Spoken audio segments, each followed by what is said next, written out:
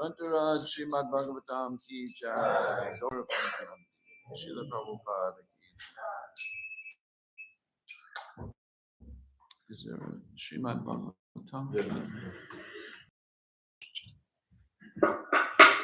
Good morning, everybody. Hare Krishna. Thank you for having. Om Namo Bhagavate Vasudevaya. Om Namo Bhagavate Vasudevaya. Om Namo Bhagavate Vasudevaya. Om Namo Bhagavate Vasudevaya. Om Namo Bhagavate Vasudevaya. Om Namo Bhagavate Vasudevaya.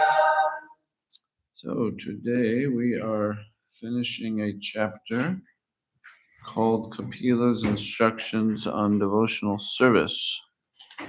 And thus far you've been hearing a very wonderful description of what one should meditate. And this is particularly prescribed for the yogis, but you'll be surprised to understand that any process given in the Vedas must have bhakti for it to be successful. So there is jnana, there is yoga, and these are certainly processes. But if one wants to be a yogi, and generally one wants to be a yogi to gain some mystic perfection, and someone may want to be a karmi to get elevation to a higher life in their next birth.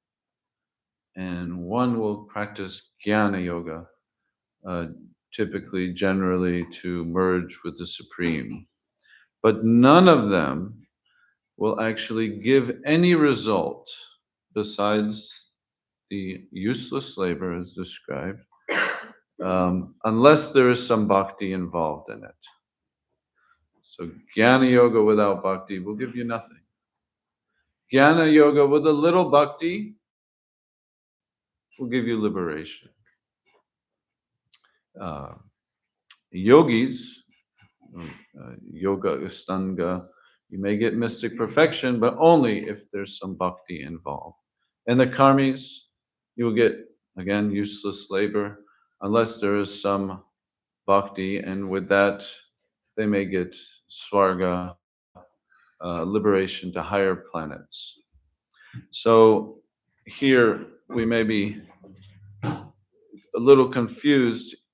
Kapila's instructions on devotional service, and all we've been hearing about are the yogi meditations, because these are fundamentals of devotional service. Every one of the paths require this bhakti to be successful. And so he'll go and he'll explain more on devotional service, more pinpointed or direct devotional service in the subsequent chapter. But here he's focusing mainly on the yogis. Now this is also this entire chapter has been a direct answer to a direct question by Devahuti. And what does anybody remember, what were the first instructions Kapila was giving to Devahuti? In a nutshell, not any particulars, but just what was, yes, Narada Muni? Narada or Narada Muni? Narada Muni. Hare Krishna. We had a chapter or two on material nature. Yeah, and what was the focus on that? Why do we want to hear about material nature? To know our position. And to know its effects, right? And she wants, because she's first of all asked, her first questions were, my husband just left and you're about to leave, and where am I going to get freedom from this birth and death cycle that I am entrapped in. Where will I get that knowledge? So Kapila very mercifully, hear up. And then she asked some pointed questions about material nature. We heard about creation, creation of all the elements, creation of all the senses, how they're interacting, how they're influenced. And it's like, wow, she got a lot. And then she asks, if you remember, she asked something, does that material nature that you just explained in 2 chapters, does it ever let up? Do I ever get free from it? Because we directly experience all, at least I do, every day, how much influence the external and material nature is giving to me. This is influenced by philosophies, influenced by advertisements, by neighbors, and by everything we interact. Something is influencing us in a material way. So she said, does it ever give up? Since one is attracted to each other, this is our embodied situation, we've been wanting to enjoy, and so we are attached to the material nature because we're falsely thinking we can enjoy through the senses. So she's asking this, how do we ever give up? And then she asks, the great fear of bondage is avoided by mental speculation and inquiry of these fundamental principles. Again, the fundamental principles of all these senses, how they're created, how they influence each other. Everything seems to be completely moving by it. And we hear some very blunt statements sometimes from Srila Prabhupada on these things that, yes, the whole world is running on sex life or things like that, very heavy things. And it's true. And then she's saying, and because they're so powerful, they may still appear again, even if we do make a determined effort to give it up by some processes. Some people just get sick of it and they'll go to a forest, they'll buy property in the countryside or something to get, but there's still influence. I still need the cable. How do I get still connected? We're still looking for it. And because the cause, and she's saying because the cause is not, we may understand the material nature, we may understand, but what is the cause? And so this whole point up until then is an answer to this question. And she'll finish, Kapila Devi will finish this chapter answering this. So we will read the verses. And again, these are very thick, we could say, heavy, or very filled with a lot of information in each one of these verses, and they're quite long, even just the verses themselves. So I'm not going to stop the reading. Let's just read them through, and then I think we'll focus on text 34. So try to pay attention to the verses. Think about them. He starts off by following this course. What was the course?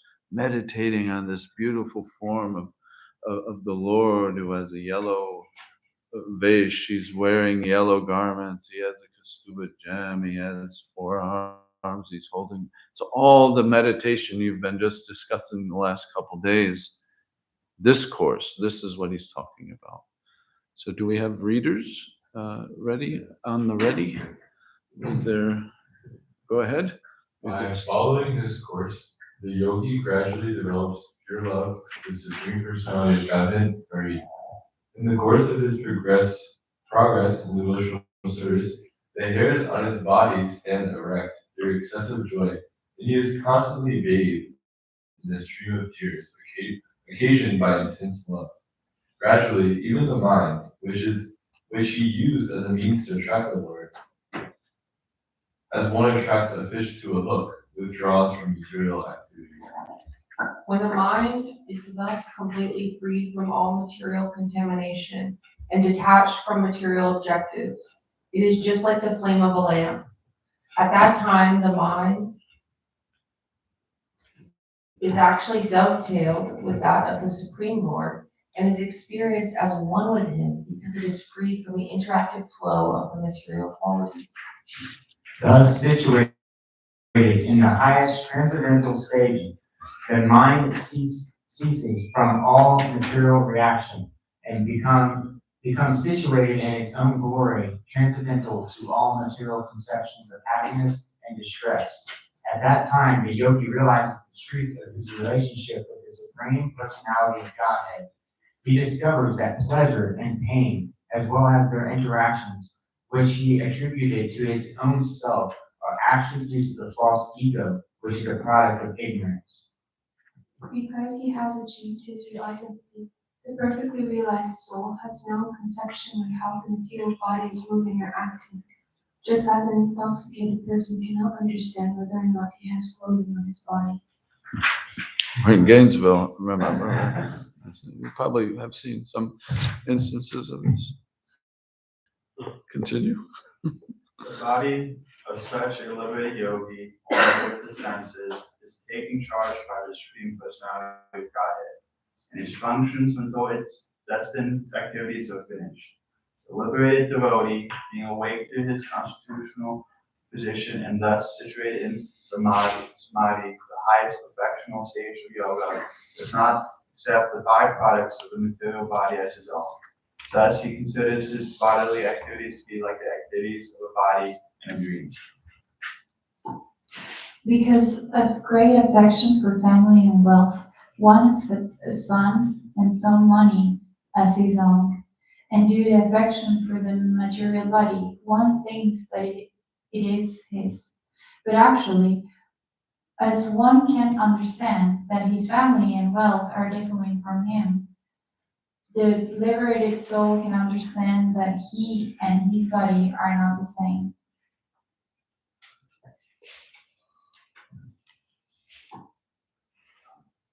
The blazing fire is different from the flames, from the sparks, and from the smoke, although all are intimately connected because they are born from the same blazing wood. The Supreme Personality of Godhead, who is known as Brahma, is the seer. He is different from the Jiva soul, or individual living entity, who is combined with the senses, the five elements, and consciousness.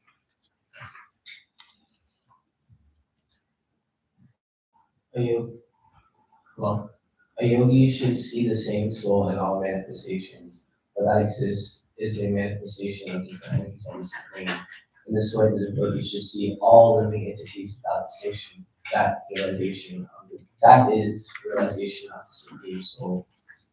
As fire is exhibited in different forms of wood, so under different conditions of the modes of material nature, pure spiritual soul manifests itself in different bodies. Thus, the yogi can be in the self-realized position after conquering the insurmountable spell of Maya, who presents himself as both the cause and effect of this material manifestation, and this is therefore very difficult to understand. Did you catch something in there that became very personal to the conversation of Devahuti and Kapila? So because of great affection for the family, one accepts a son and money as their own. So you can imagine, these are also persons. And so she's getting everything, including this very knowledge of detachment. So let's go to text 34. And we can chant this together. It's a longer verse. I will try my best at Sanskrit. I'm not very good at it, but we can try.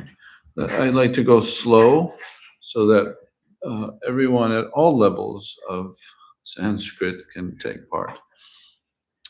Eva Bhagavati Pratilabdha Bhavo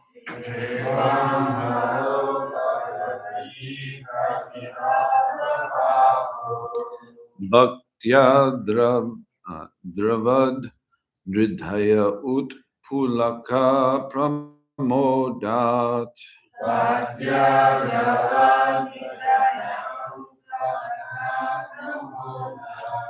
Utkantya Bhashpa Kalaya Muhur Ardyamanas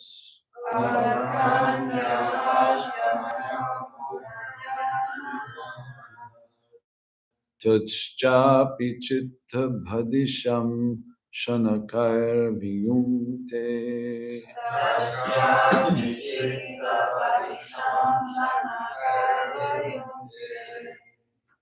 Anyone likes to try?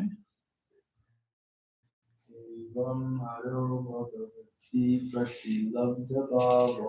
Evam haro bhagavati pratilabdhabhavo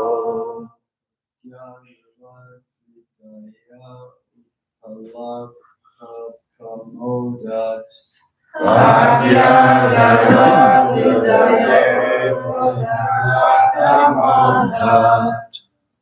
Utkanta Bhashpa Kalayamurardyamanas Utkantya Bhashpa Kalaya Muhurardyamanas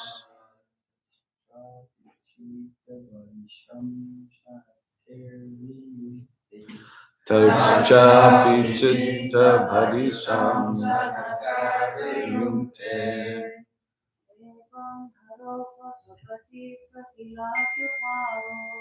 Evam haro bhagavati pratilabdhabhavo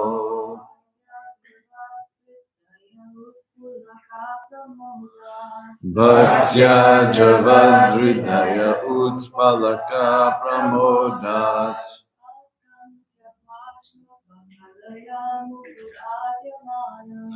Utkantya Bhashpa Kalaya Muhuradyamanas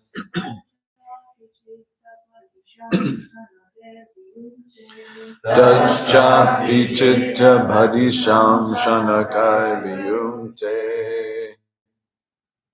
Evam haro bhagavati pratilabdhabhavo Evam haro bhagavati pratilabdhabhavo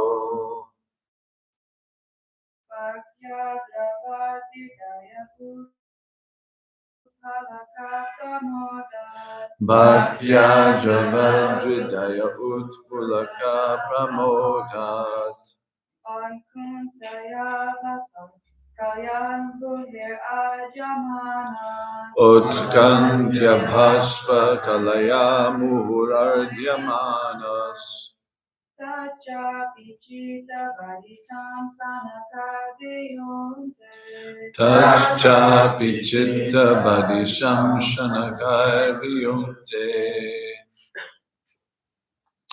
Okay, we could,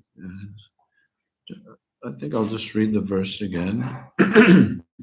By following this course, the yogi gradually develops pure love for the Supreme Personality of Godhead, Hari.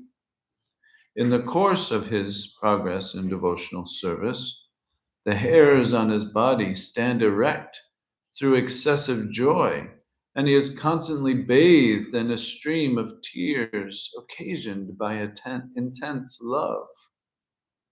Gradually, even the mind, which he used as a means to attract the Lord, as one attracts a fish to a hook, withdraws from material activity. Purport by Srila Prabhupada.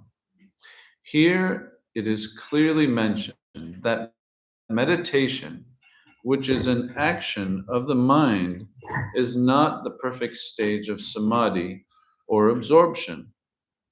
In the beginning, the mind is employed in attracting the form of the Supreme Personality of Godhead. But in the higher stages, there is no question of using the mind. So that means we're all become mindless, right? Maybe not. A devotee becomes accustomed to serving the Supreme Lord by purification of his senses. In other words, the yoga principles of meditation are required as long as one is not situated in pure devotional service. The mind is used to purify the senses. But when the senses are purified by meditation, there is no need to sit in a particular place and try to meditate upon the form of the Lord. One becomes so habituated that they automatically engage in the personal service of the Lord.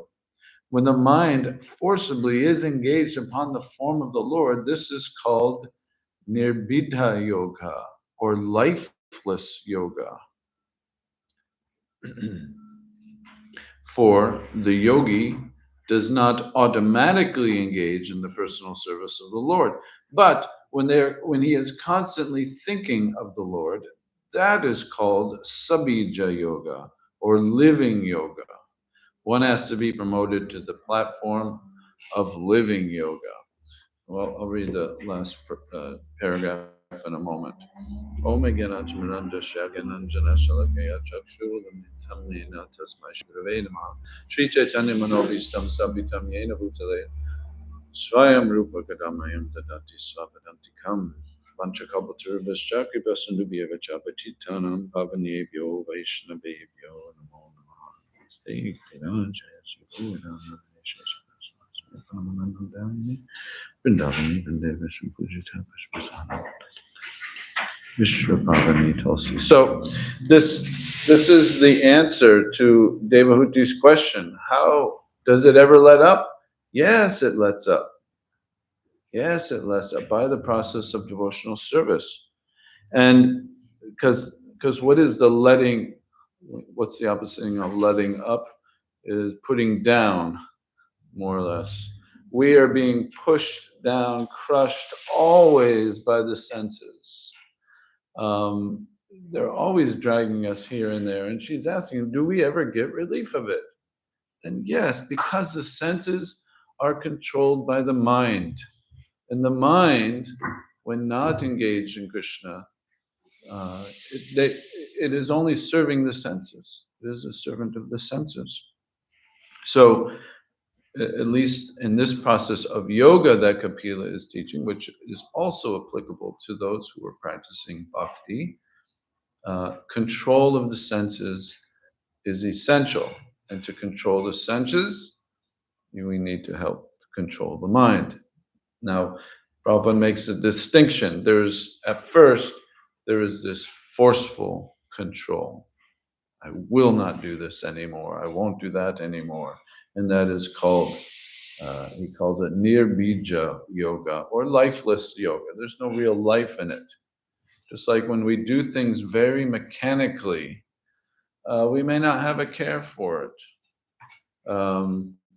If it's not, and this one I always used to use when I lived in the temple in Puerto Rico. We had a reputation of having the worst cars in the world. It was because nobody owned the cars.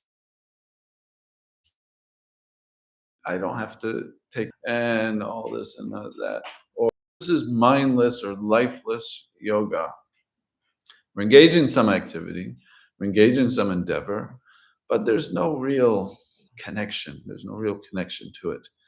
But Prabhupada is urging us to come to this sabija yoga or living yoga, something that is connected. And he would often quote this verse by Rupa Goswami, Ata Shri Krishna Namadi Nabhaved Graham Indriyai Sevan Mukhi Hi Jivado Swayam Eva Spuratiyada. It's a very wonderful verse by Rupa Goswami, Lord, and it's also in Chaitanya Charitamrita, it's in Bhakti Rasamrita Sindhu, and it is the pinnacle of what we do as bhaktyas. Here's the yoga process we're hearing, but there's a very similar activity for the bhaktas. We want to know Krishna.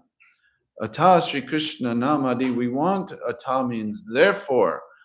Ata Shri Krishna Namadi, we should be understanding Krishna's Namadi. Namadi means, Adi means beginning, and Nama means name. So all of it is all about Krishna, beginning with his name, and it implies his form, his qualities, his pastimes, his rasa. So Nama, Rupa, guna, lila, rasa. We should know when we speak of Sri Krishna Namadi, that is what we're endeavoring for, to become part of Krishna's wonderful existence with Krishna.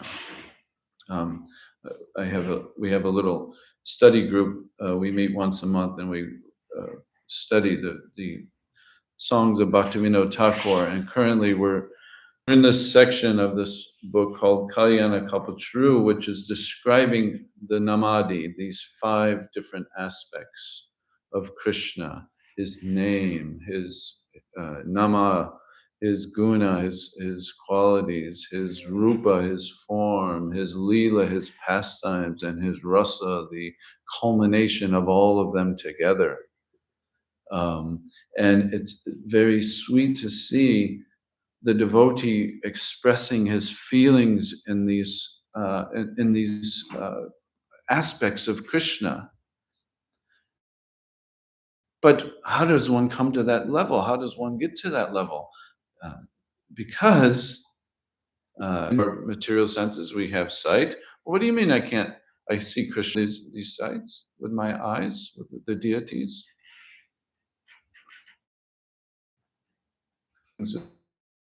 As well, we're hearing things externally, we're feeling, we're tasting things externally, we're speaking things externally without real connection.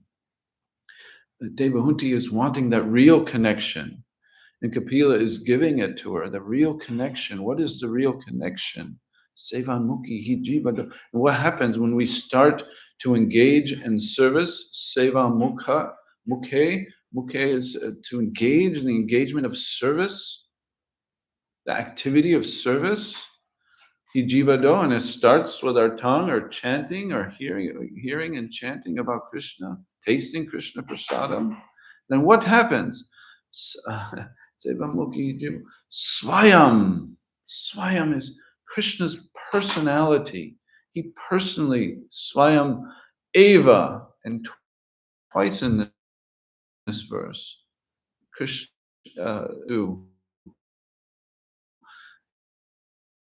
easy. It's got to be something more than that. He, certainly, this is certainly happening from the tongue. And Eva Spuratya, the Lord appears, Swayam personally. He appears personally to those persons who engage in this Seva Mukha. So just as Prabhupada is encouraging here, and just as Kapila says, in due course of the progress of devotional service, Spuriti, you will see personally the form of Krishna, and your hairs will stand on erect. And by Sri Chaitanya Mahaprabhu, Chaito Darpana Marjanam, the same thing. Chaita, to cleanse our heart, Chaito Darpana, which is like a mirror that is covered with dust. Marjana needs cleaning. We clean by Jivado, by chanting. This forest fire of worldly existence. And why is it worldly? Because we're just using these external senses to enjoy it. And there's no real satisfaction. A big bonfire or forest fire. Yeah. Do you ever put like potatoes in it to make? Anybody? So when you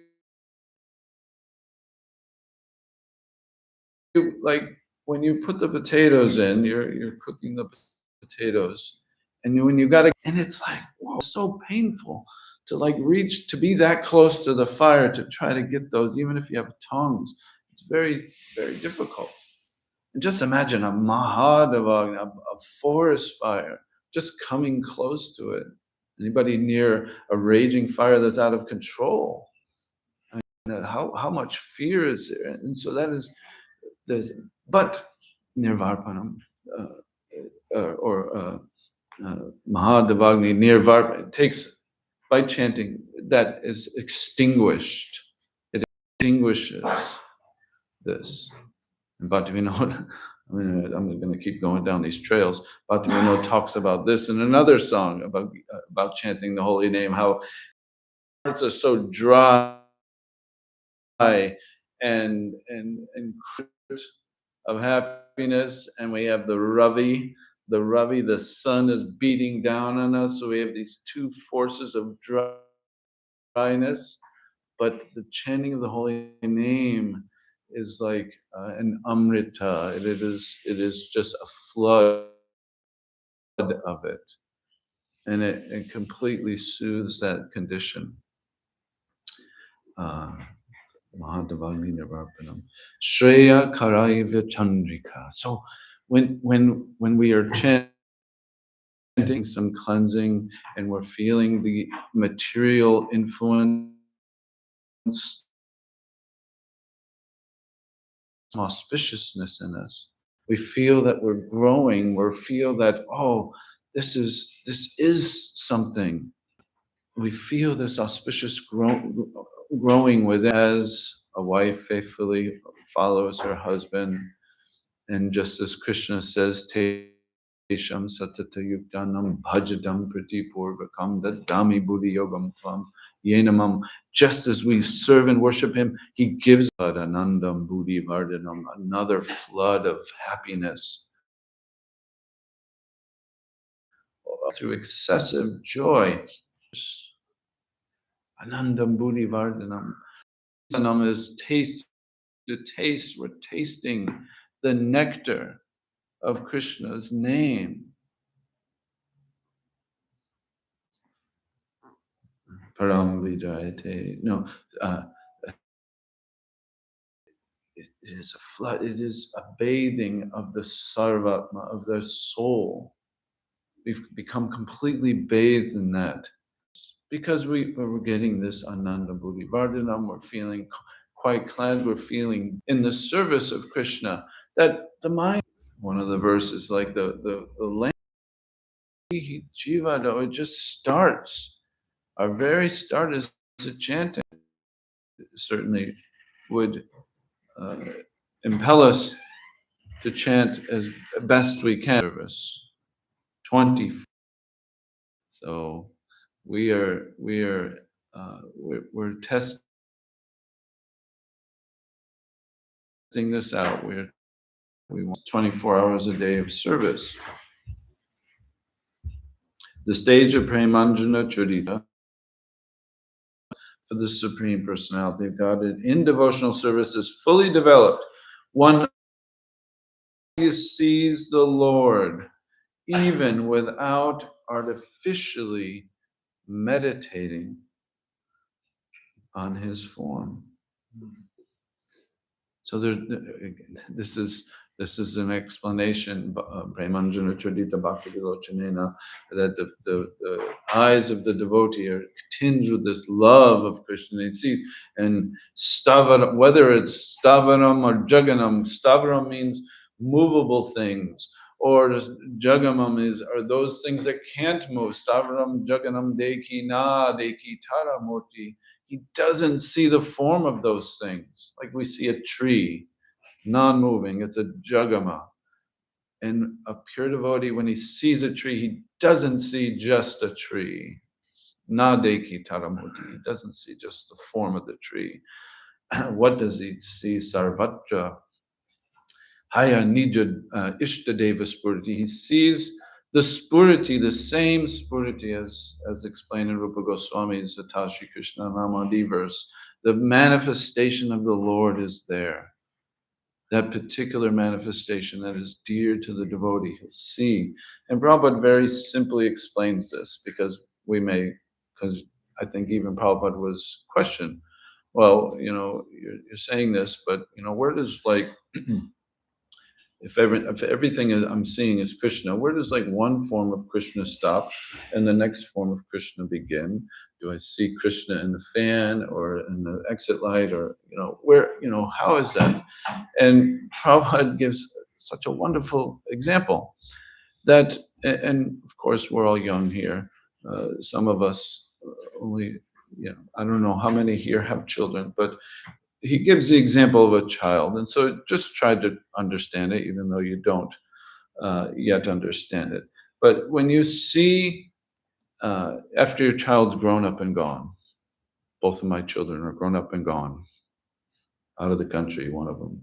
And I'll tell you, I'll even give an example. I was cleaning up the yard the other day, and I was digging, and I found a sock.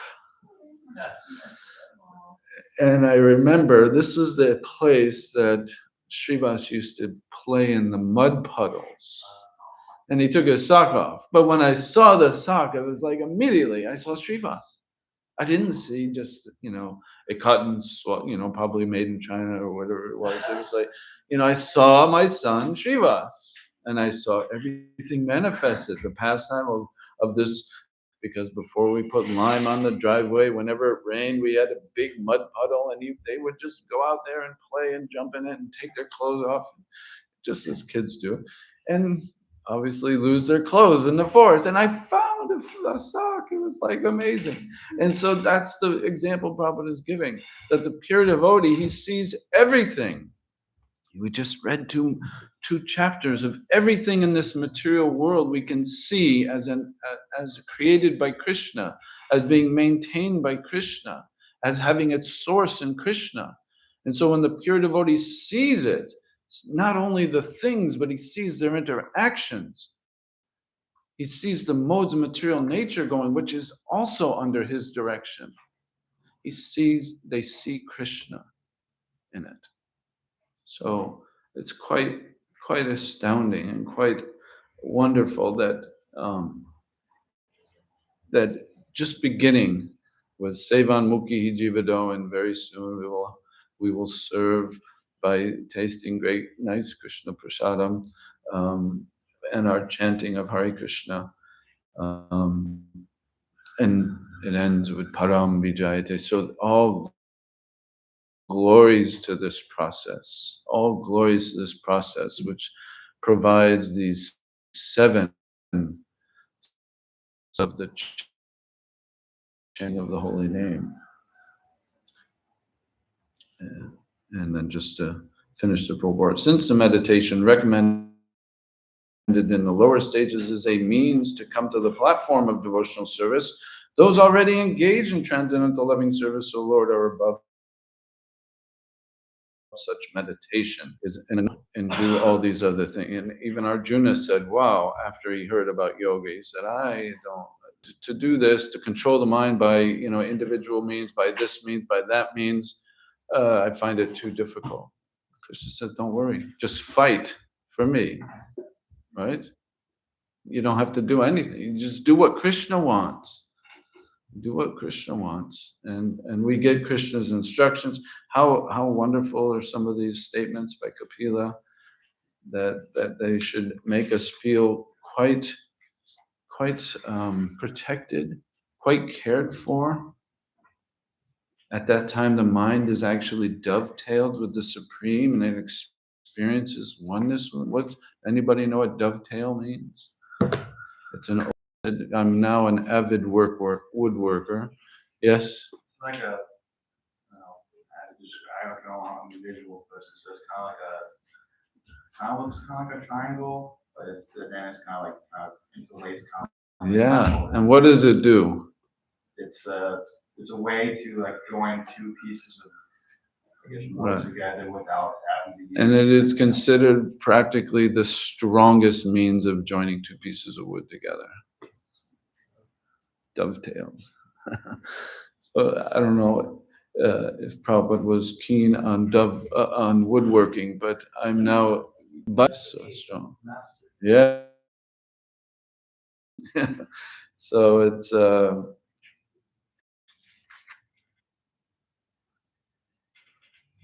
yeah. So all these verses are very soothing and wonderful for us. So we could stop here for any comments or questions. I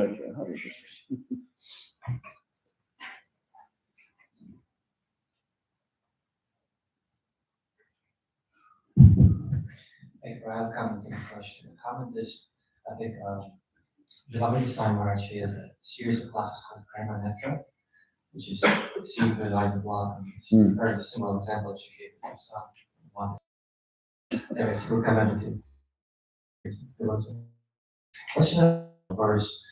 It goes through all of the stages of ecstasies, and then at the end it says, even the mind. And it seems like the perception is that the first thing that should be affected is the mind, right? But it seems here that it's like secondary, so that the symptoms still take place, but the mind may not be there yet. But it's then goes to even the mind.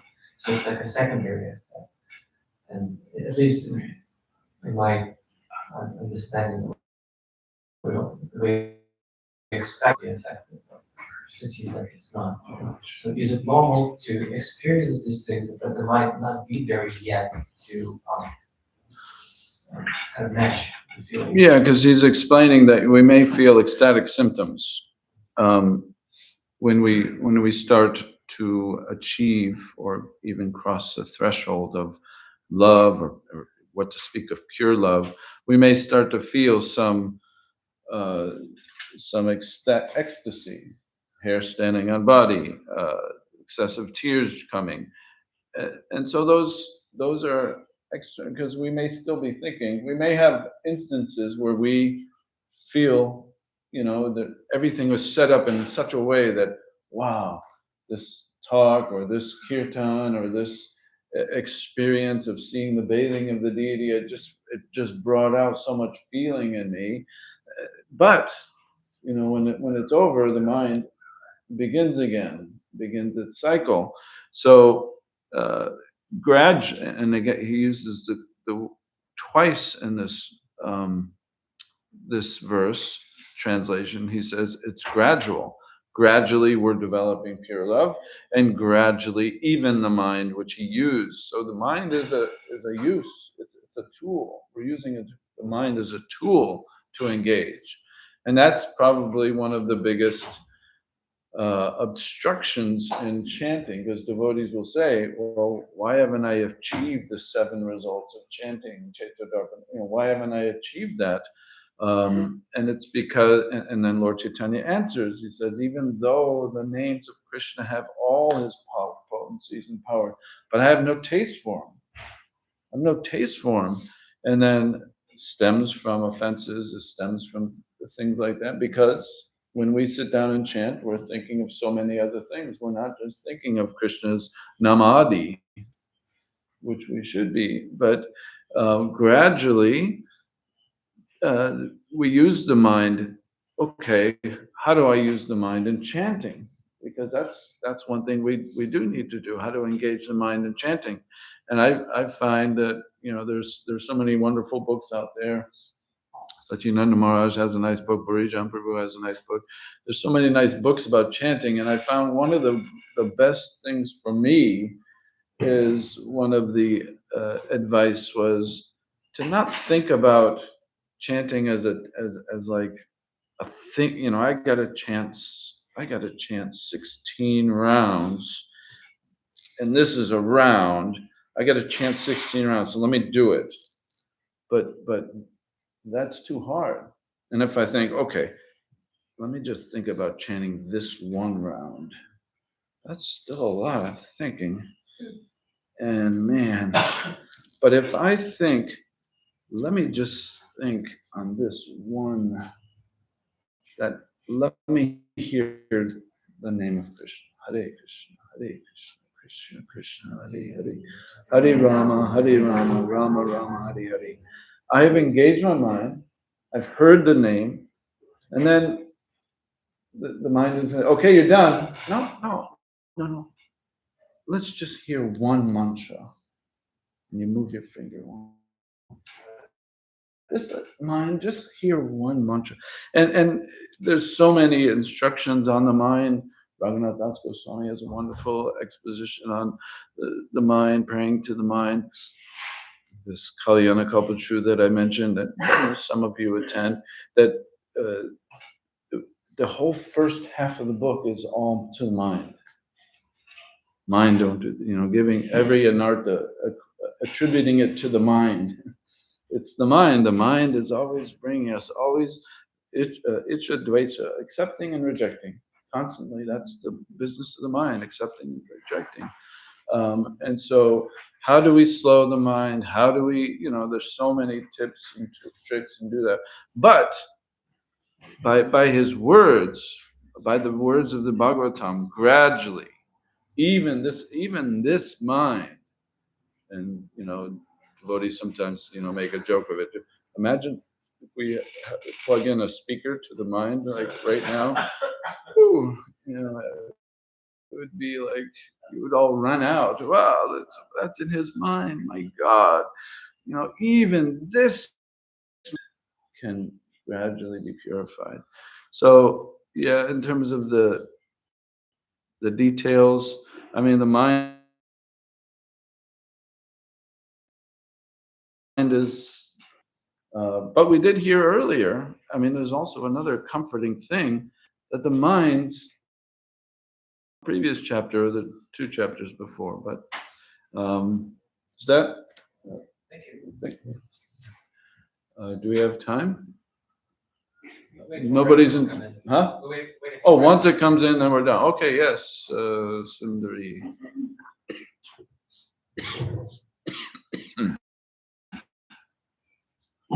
Okay. I was thinking, it's just a comment that we sometimes consider the spiritual process as like an objective to achieve.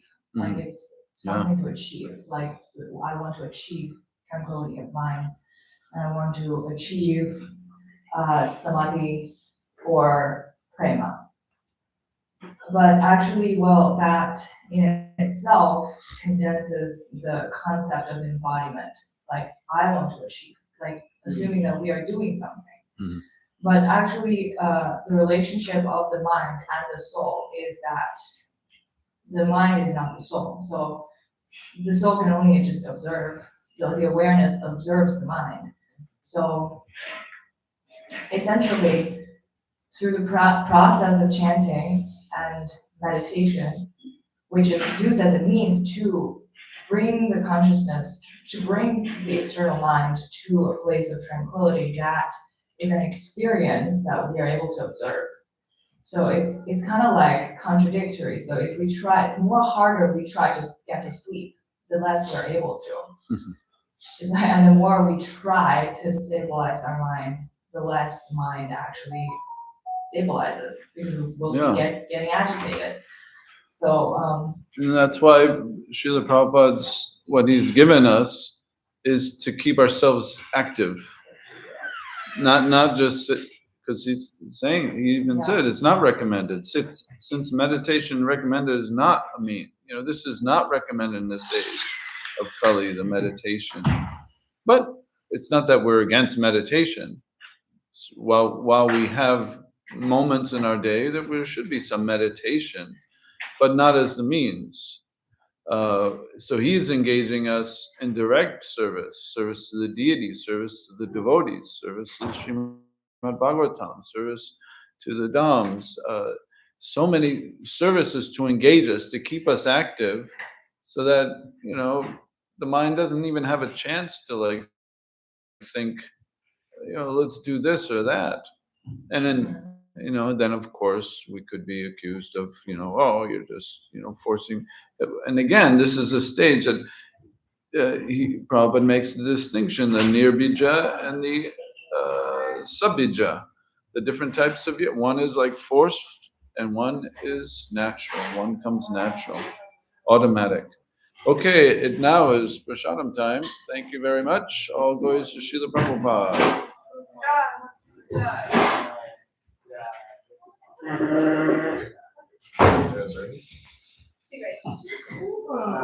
right?